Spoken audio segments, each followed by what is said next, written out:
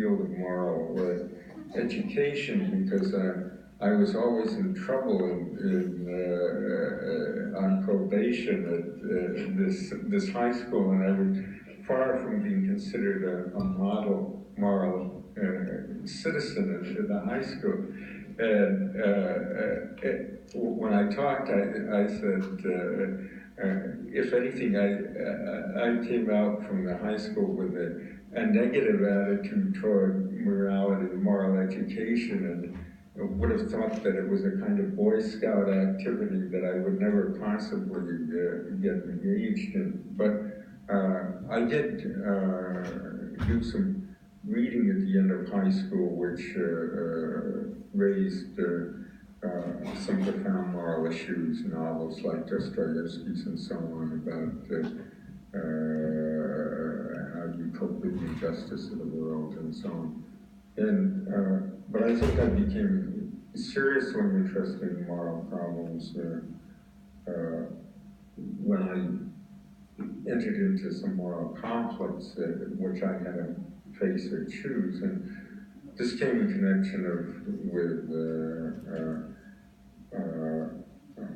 first going to Europe as an American merchant marine sailor right after World War II, and really experiencing in a direct way something about the Holocaust, and deciding then that I had not really been strongly Jewish in my upbringing, but realizing the importance of that part of my identity, but also with a desire to do something to help the survivors of the Holocaust who were in these displaced person camps. And so I enlisted in the ships, the Haganah organized ships to bring refugees between the British blockade into Israel illegally. It wasn't Israel then, it was Palestine. And there came up the question of two moral questions for me. One was a question of the use of a certain degree of violence to achieve a good end, which was the establishment of a Jewish state which would be free as a homeland for Jews in other parts of the world who were unsettled. But even at that time, there were two groups that I could join. And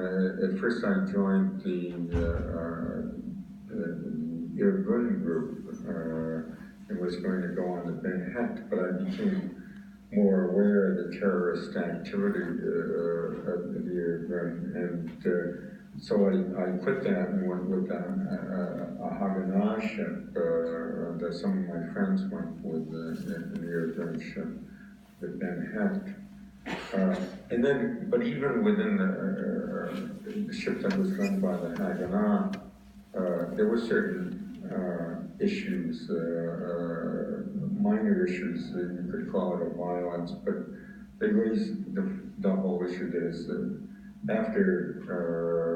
many months of bringing the ship from America, it was an old icebreaker, 90 foot long, and bringing it to Bulgaria, crowding it with 2,000 refugees, and then trying to make it through the British Navy blockade off the limits of Palestine. And there was, in order to stop us, the British used tear gas and steam and shot over our heads and plunged into the bow. And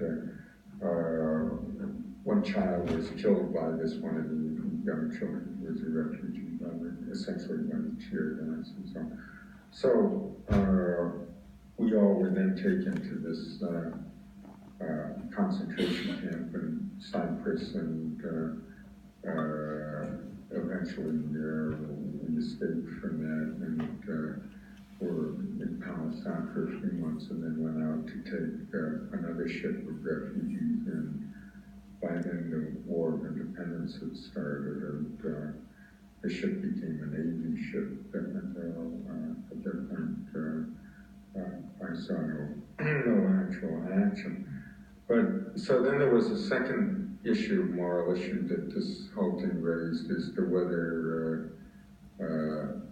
I had some sort of obligation to live in Israel and to live in a kibbutz, which seemed to be a more just